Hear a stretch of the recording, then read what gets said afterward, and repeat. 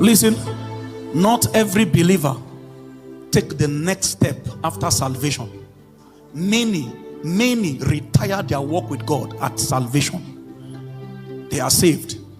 Oh, glory to God. I'm born again on the 12th. I gave my life to Jesus on the 13th of November 2005. Oh, we thank God for that date. But that date is inconsequential if God cannot use you to bet anything into time. See, do you realize that from Kainji Dam, where power is generated, it's not every cable that can carry power from the dam and supply cities. If you use wiring cable that are used to wire a house to try to perform that task, it will burn under the task, because the weight of power that is carried from the dam is something a city needs. There are special cables that carry that kind of power. They are old work. Sometimes when you are passing under them, they are called high tension cables. High. Sometimes if you are walking under them, you'll be hearing shh. It's a sign of what they are carrying. Something is passing through them. You know what they do? They can supply a whole state light. The good thing about this kingdom is that a wiring cable can go from wiring to high tension. You can tell God, do more through me, do more, do more. I am tired of commanding deliverance over my family alone. I know my nation can submit to your priesthood.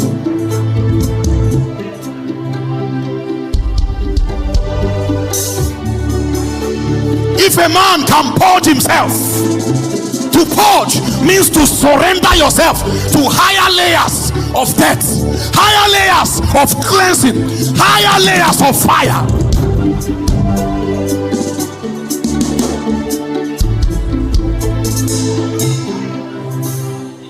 Listen,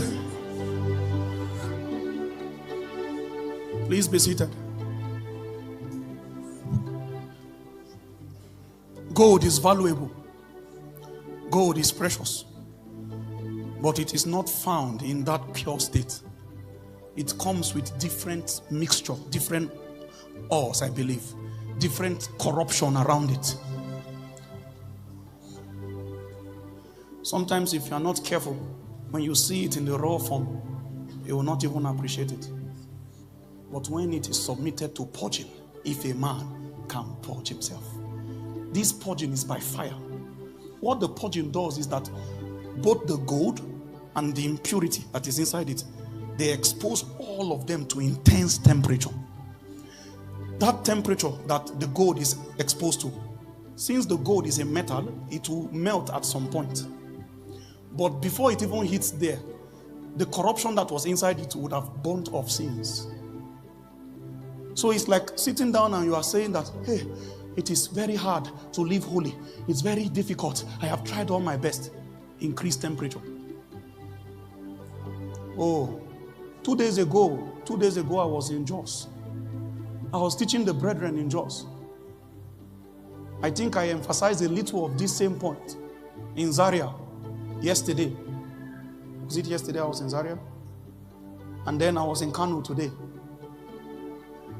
And I saw that the witness of God is consistent across the regions. I asked them a question. If God, who is the creator of heaven and earth, the master of the universe, the one who gave you life, gave you free will, and on account of that free will, you can use your will and disobey him. God can say, do this, and you can say no, because you have will. If you can say no to God, which spirit can you not say no to? Who told you that you are helpless? Who told you that lust is too strong? You are not restless, that's why. It was Isaac that told Esau, when you become restless, you are still enjoying that alcohol, that's why. So you go and high. You high. Then they'll bring your lifeless body home in the wheelbarrow. You will wake up. For the sake of the embarrassment you have caused the family, so you need to create a small crocodile tears and do like this.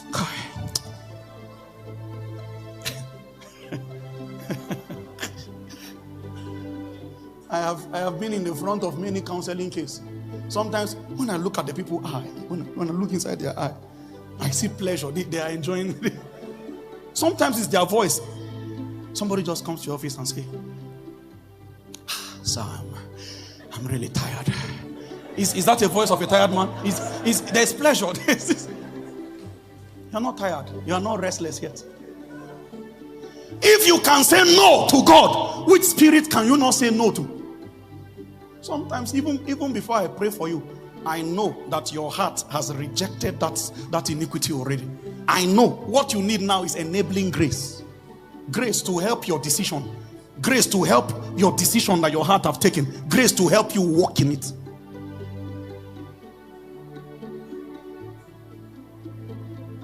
Think of anything, whatever it is, that is trying to make you a slave, that is trying to keep you in captivity. Think of anything is not stronger than your will. You can say no. Please say no. No. Come on, say it again. Say no.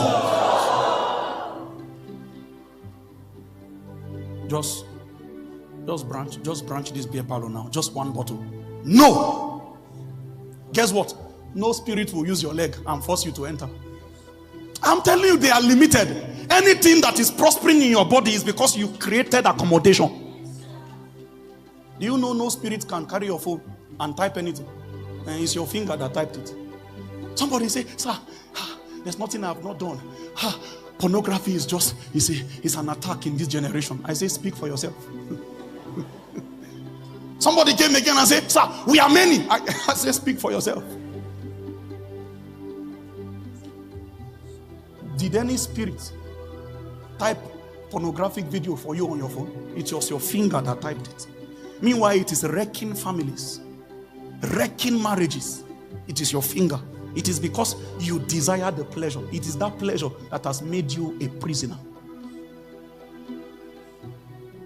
Meanwhile, everything I'm talking, all these cases is Christians, believers, people who have the date of the day they gave their life to Jesus on the cover page of their Bible. That's why God cannot do much through them. We name the name of the Lord, but we cannot depart from iniquity, because he looks for consecrated vessels. It's not about favoritism. There are certain things, if God involve you in this, your broken and your compromising state, you will die. The purity requirement of those quarters, if you enter it with all kinds of lukewarm disposition, you will die. That's why high priests die in Israel. When they want to go and minister inside the Holy of Holies, the purity requirement of that place, there are 3 compartments of the temple. There is the outer court, there is the inner court, then there is the Holy of Holies. The outer court, even visitors, Gentiles, can come and appreciate. They can come and admire the God of the Hebrew. They can come and behold the wonders of the temple. But they cannot go beyond the outer court. The inner court is for Jews alone. And before they step into that place, there are ablutions they must do. Another word for ablution in this context is consecrations. They submit to certain layers of purity. Now, the high priest have the ability to step into a place. Meanwhile, the light source of the outer court is the sunlight. So it shines on both wicked and good, righteous and unrighteous. The sun shines on all of us. But as you journey beyond the outer court and you enter the inner court, the light is no longer the sun. The light is the menorah, the 7 lampstand. It means that as you continue to go deeper and deeper, the source of illumination is changing from that which is for everybody. It becomes for people who have a connection. Because if you look at the menorah, it is 7 candlestick, 7 lampstand that is powered by one source of oil. So the oil is contained, and you have wicks that powered each of these 7 lampstands. Meaning that the moment the oil burns off, the lamps themselves will off. So it is on the strength of fraternity with a spirit that gave you access to now use this light as your source of illumination. A man who operates by sunlight, his opinion will not be different from the opinion of the world. So if we talk about prosperity, the things he can say about prosperity is the same things Gentiles know about prosperity. You talk about prosperity, you start talking about jobs, about contracts. You start talking about businesses. Oh yes, it's true. But this is all Gentiles also know. But we have an advantage in kingdom. We have the ability to outsource wisdom from another realm. We can shake hands with spirits and entreat their favor. So when you see a man whose source of light is the sunlight, everything he knows are the same philosophy that his generation knows, because it shines on both the righteous and the unrighteous. But the man who begins to see through the menorah, it means the anointing teaches him. He is taught by the oil. The oil teaches him. It is the spirit that is his educator. He is taught of a spirit. You shall hear a voice from behind you saying, this is the way, walk in it. Job chapter 32 verse 8. There is a spirit in man, the inspiration of the Almighty giveth them understanding. Oh, but there's another place. It's called the Holy of Holies. Only the high priest can enter there. And before he goes there, he will first offer sacrifices for his sin and the sin of Israel. And before he goes there, they will tie a rope on his waist. And that rope will be firmly tied. After a period, they will draw the rope 3 times. Dun, dun, dun. If he is still alive, he will pull it 3 times too from inside, as a sign that I have found favor. The glory I met, the consecration requirement, mercy spoke for me. They have drawn many dead bodies out of that place because you stepped into a pedestal where excuses are no longer admitted. They expected that by now. That's why Mary can ask, how shall these things be? And the angel will explain to her. But Zachariah asks the same question. Angel Michael say, Angel Gabriel say, you that is a high priest, that we expected you to know the capacities of God, you are asking, how shall these things be? In fact, you will be dumb till this thing happen. One person they are explaining for, telling her, you know what? The Holy Ghost shall overpower you. Explaining procedures to her. Another person asks the same question. They got offended. Because there are places you stand with God. Ignorance is no longer a defense. You are judged if you make a simple mistake. Moses has been walking in anger issue for long. But he came to a place called Kadesh Barnea. And he walked in anger. The same anger he has been doing since. But this time God says, I will not overlook it. Because you have struck the mountain, I told you to speak. Because you struck it. You know what he told him? You will see the promised land, but you will not enter. Moses began to entreat God for mercy. God told Moses, on this matter, don't speak to me about it again. Meaning, you are too mature to make this mistake. You have walked with me too close to be this careless. There are corridors in the spirit that it is mercy to keep you away from. Because if you mistakenly come with this, you're up and down, cold today, hot tomorrow, you will just die for nothing. Can we cry for mercy this night? Tell him, teach me the way of consecration. Teach me the way of death, the way of submission, the way of separation.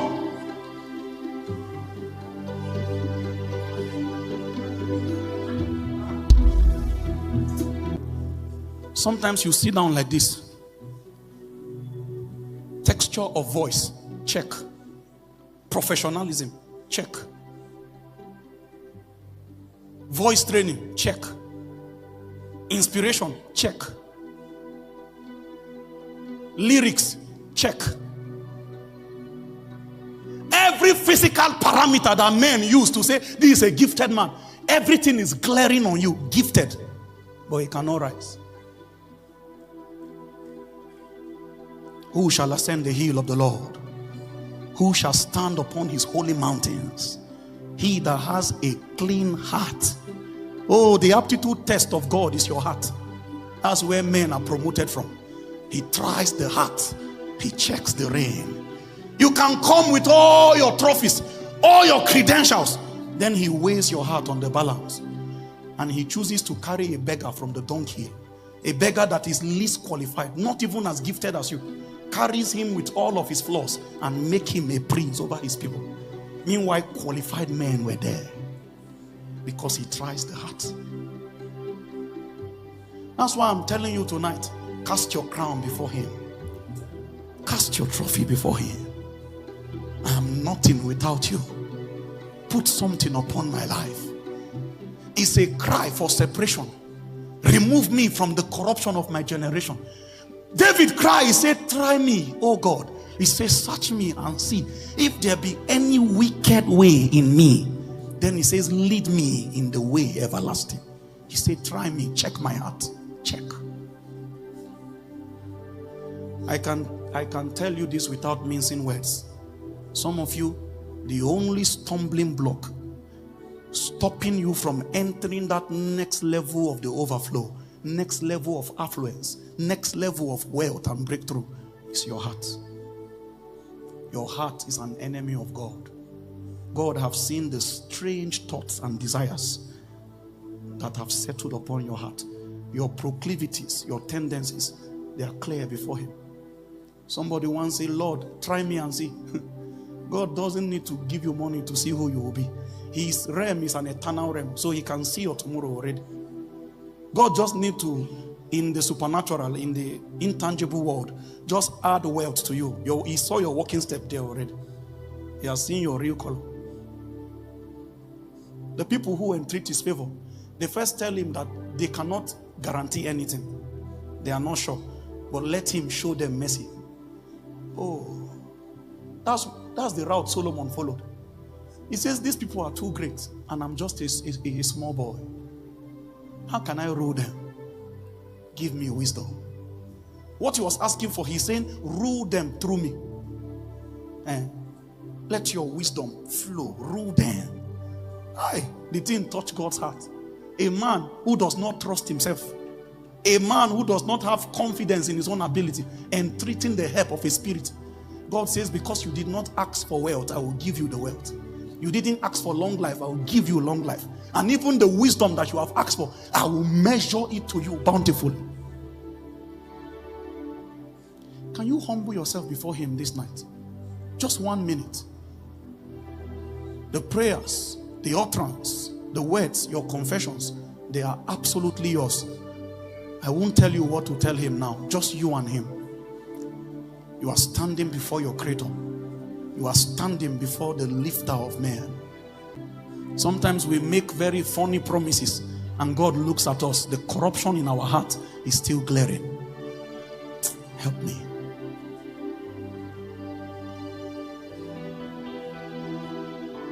You're talking to him. You are praying. You are breaking yourself before him, humbling yourself. I am nothing without you. If you don't help me, I am doomed. The best of my ability is nothing. I can't do it without you. I know my generations are clapping for me, but I am nothing. I know I am nothing. Can you help this nothing? It was Catherine Kuhlman that prayed a prayer. She said, God, I am nothing. But if you can use nothing, use me, use me, use me.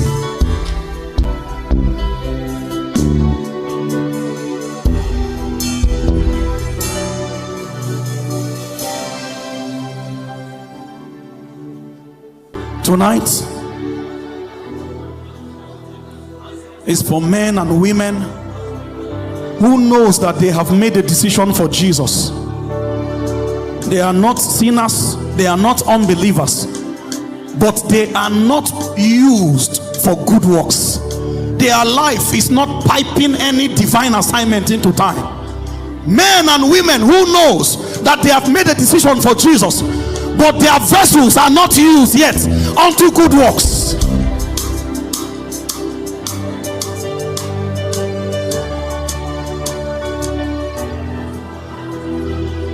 In Romans chapter 12 verse 1, he says, I beseech you therefore, brethren, by the mercies of the Lord, that you present your bodies. Present it.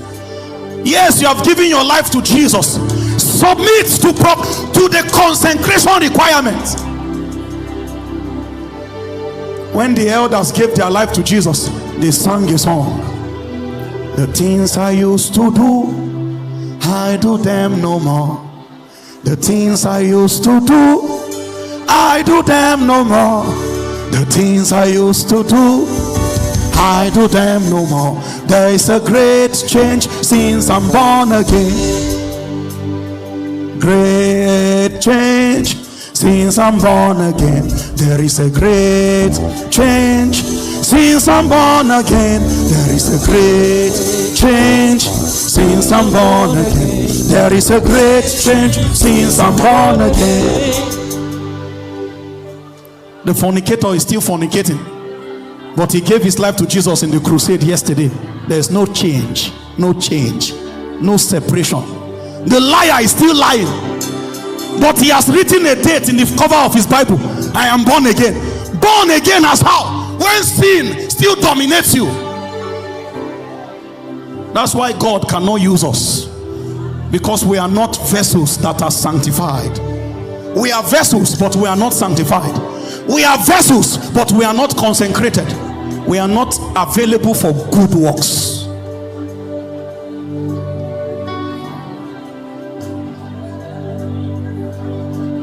Whatever you want to do, Lord, you can do through me. Whatever you want to change, Lord, you can change through me. Wherever you want to go, Lord, you can go through me. Whoever you want to bless, Lord, you can bless through me.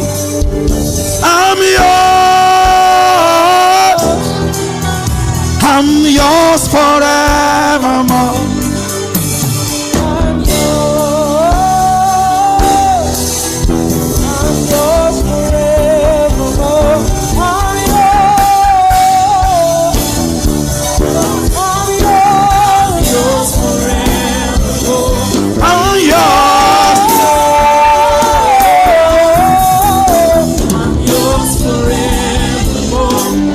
Tonight is a call for surrender. Tonight is a time for broken men to cast their crown before him and say, I will live for you. I will trade it all so that I can be used of you.